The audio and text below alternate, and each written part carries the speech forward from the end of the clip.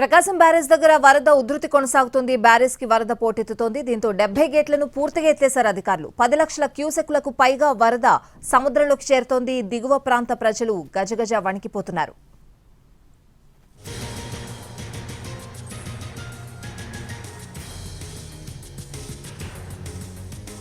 ప్రకాశం barrage దగ్గర వరద ఉధృతి కొనసాగుతోంది. బ్యారేజ్ కి వరద పోటెత్తుతోంది.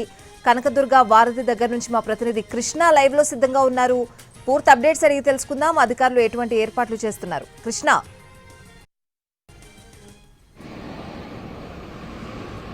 Thank you Swathi. గడిచిన 3 రోజులుగా కురుస్తున్న భారీ వర్షాలకు వరద ఉగ్రరూపం చూపిస్తుందని చెప్పవచ్చు. మనం ప్రధానంగా ఇక్కడ మీకు వరద ఉగ్రరూపం ఎలా ఉందో చూపించే ప్రయత్నం చేస్తాను. మనం ప్రస్తుతం వారధి మీద ఉన్నాం. వారధి దగ్గర నుంచి చూస్తే ప్రకాశం బ్యారేజీ దగ్గర నుంచి విడుదలవుతున్నటువంటి ఫ్లడ్ ఏ స్థాయిలో ఉందో మనకి చాలా స్పష్టంగా తెలుస్తుంది. ఈ రోజు ఉదయం 6 గంటలకు వచ్చినటువంటి అధికారిక లెక్కల ప్రకారం 11,25,000 క్యూసెక్కుల నీరు ప్రకాశం బ్యారేజీ వద్దకు వస్తుంది. వచ్చిన నీటిని వచ్చినట్లుగా సముద్రంలోకి పంపించేస్తున్నారు అధికారులు. సో ఈ స్థాయిలో వచ్చినటువంటి వరద ఉధృతి 2009 ప్రాంతంలో 12 లక్షల క్యూసెక్కులకు ప్రకాశం బ్యారేజీ చేరుకున్నటువంటి పరిస్థితి అప్పుడైతే ఉంది.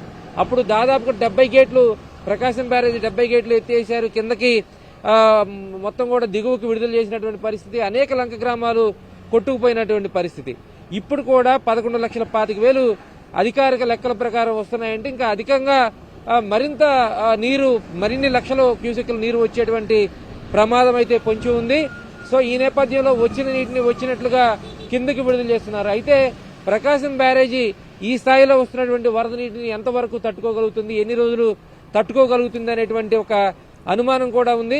ఇలాంటి పరిస్థితుల నేపథ్యంలో ప్రాజెక్టు ఎప్పుడు దాన్ని ఇబ్బంది పెట్టకుండా వచ్చిన నీటిని వచ్చినట్టుగా సముద్రంలోకి విడుదల చేస్తున్నామనేది అధికారులు చెప్తా ఉన్నారు. దీనికి సంబంధించి మనం 2 జిల్లాలకు సమీపంలోని మధ్యలో ఉన్నాం కాబట్టి మనకి చాలా స్పష్టంగా తెలుస్తోంది. లెఫ్ట్ వైపు ఉన్నటువంటి మనకి ఈ ప్రాంతం గుంటూరు జిల్లాకు వచ్చినటువంటి ప్రాంతం. ఈ గుంటూరు జిల్లా నదీ పరివాహక ప్రాంతంలో అటు పైనుంచి వచ్చేటువంటి అటు ఫెర్రీ కానీ ఇబ్రహీంపట్నం కానీ ఆ ప్రాంతం మొత్తం దాటుకొని ప్రకాశం బ్యారేజ్ మీదుగా ఇక్కడికి వస్తాయి. ఇక్కడి నుంచి ఇటు ఉండవల్లి, మహానాడు ఇటువంటి ప్రాంతాలు మొత్తం కూడా వరద ముంపుకి గురయ్యేటువంటి ప్రమాదం అయితే పొంచి ఉంది. అదేవిధంగా రైట్ సైడ్ కానీ మనం చూసుకుంటే రైట్ సైడ్ అటు కృష్ణా ఏదైతే ప్రకాశం బ్యారేజీ వెనుక ప్రాంతం ఉందో భవానీపురం కానీ దాని తర్వాత వచ్చేటువంటి కృష్ణలంక కానీ ఇవన్నీ కూడా ముంపుకు గురయ్యేటువంటి పరిస్థితి అయితే ఉంది. మనకి రైట్ సైడ్ చూపిస్తున్నటువంటి ప్రాంతం మొత్తం కూడా కృష్ణలంక ప్రాంతం.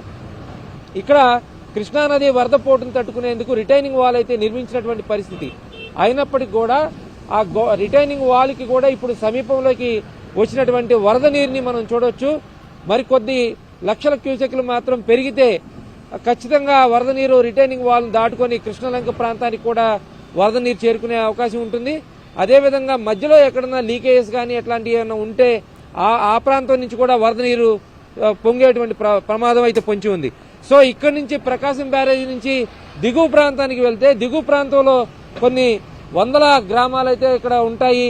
ఇక్కడ వస్తున్నటువంటి 11 లక్షల క్యూసెక్కుల నీరు ఏదైతే ఉందో అది దిగువ ప్రాంతానికి వెళ్లే కొద్దీ ఈ నది యొక్క విస్తీర్ణం తగ్గిపోతూ ఉంటుంది.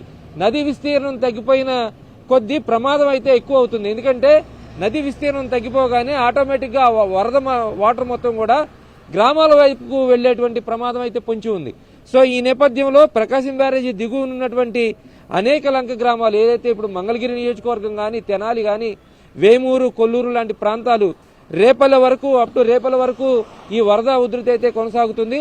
గతంలో వచ్చినటువంటి వరదల ఎఫెక్ట్ ఏదైతే ఉందో దాన్ని దృష్టిలో పెట్టుకుని ప్రస్తుతం అధికారులు అయితే ఇప్పటికే అప్రమత్తం అయ్యారు. లంక ప్రాంతాలకు సంబంధించినటువంటి ప్రజలను పునరావాస కేంద్రాలకు తరలిస్తున్నారు.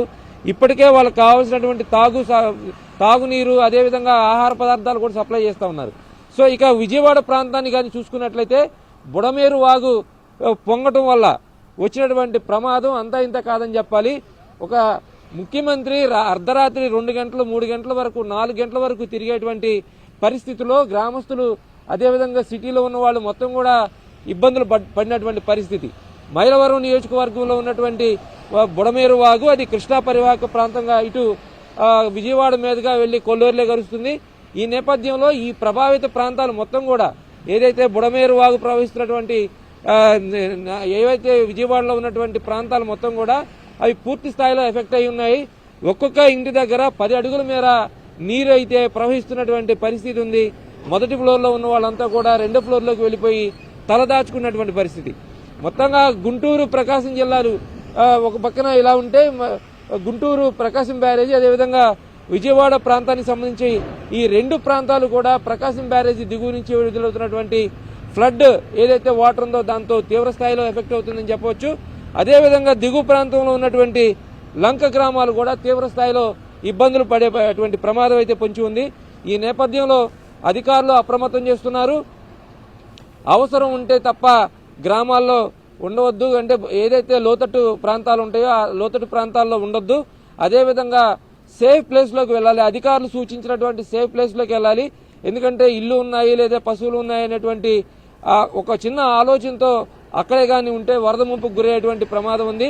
ఇప్పటికే లంక గ్రామాల్లో రోడ్ల మీదకి నీళ్లు వచ్చేసాయి. అదేవిధంగా అక్కడ కూడా 5-6 అడుగులు వాటర్ అయితే ప్రవహిస్తున్నటువంటి పరిస్థితి కనిపిస్తూ ఉంది. Right Krishna, thanks for the updates.